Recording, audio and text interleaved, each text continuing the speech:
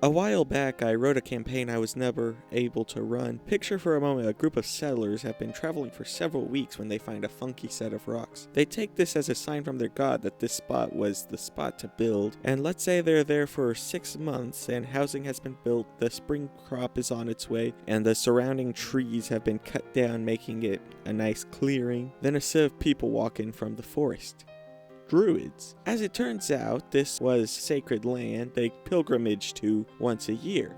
They're getting quite flustered about the grove being destroyed and a human settlement being placed here. So they demand the humans get on going out of there, and this is very important, the crops are already on the way, and people have settled into houses they've already built. They leave now, there's a real chance they won't be able to get another harvest ready by the winter, and they'll just starve to death or end up working for scraps in cities. So it's not really in their best interest to leave, and besides that, their god gave them this land. That's what the stones were, obviously. There's no way they could have been druidic in origin, so they decide, no, we're not gonna leave. Now that's all the backstory I wrote, but you can feel the campaign coming if you're paying attention.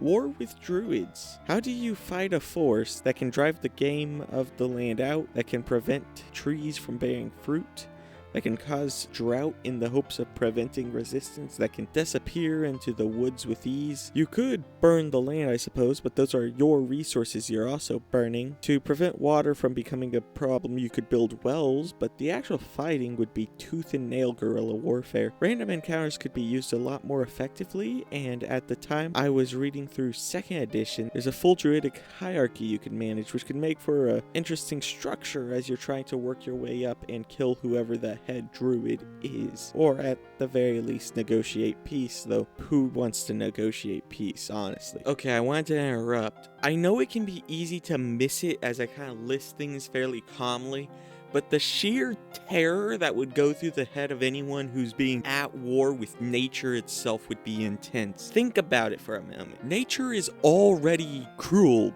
before it's actively fighting you. Everything you eat, everything you drink, that has to come from somewhere, and you now have to find workarounds that the druids can't directly mess with. If the game of the world will run from you immediately, and more than that, they can hit back. So imagine for a second you're going rabbit hunting, and then a horde of rabbits is starting to bite at you. They're now concerned more with hitting you than self-survival because you are harming them just by your very presence. And if they can't bite you, they run away. So where are you getting meat? Domesticated animals, I guess?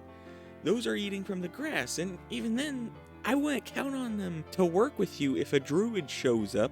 Remember, druids can speak with animals, they can become animals. If you have, say, a herd of sheep that you really like, and it's in a gated pen, that might be safe, but sheep follow just about anything. So, gate gets opened by, let's say, a squirrel, and then a druid that's wild-shaped as a sheep can just walk in and walk out, and most of the sheep will follow him. Everything is working against you in this environment. Initially, it'll probably be a drought, and that alone will be horrible. Maybe you dig a well, you get a well, you're good, but then, coming from the sky is storms. You know how hard it is to work to gather resources in a storm? It's frustrating just to drive whenever they're heavy. And maybe there's a limited amount of water in the sky, so they can only do that so often. But everything is against you, and I just want to try and impress the terror of trying to survive in that environment. And this is not to mention the dangers that could be plundering ruins that are throughout the land, maybe 2 or 3 apex monster lairs, maybe throw in some awakened animals, and you get a really nice campaign format. So I guess that brings us to the question of why I never ran it. Well, it was meant to be a 2nd edition campaign for one thing. That way I could run it in the 2nd edition mindset of everything's dangerous and you are regularly returning to a central location, in addition to tying the in-universe clock with our own. So a week passes in the game, a week passes in real life, and there's like a weekly expedition that's part of the warfare that they go on. But it's hard to get players for 2nd edition. And as part of the setup, you also have to kind of ban one of the classes and probably some of the races, which isn't a huge loss in my book, but players have a tendency to react negatively to most restrictions on character creation, and running any campaign requires a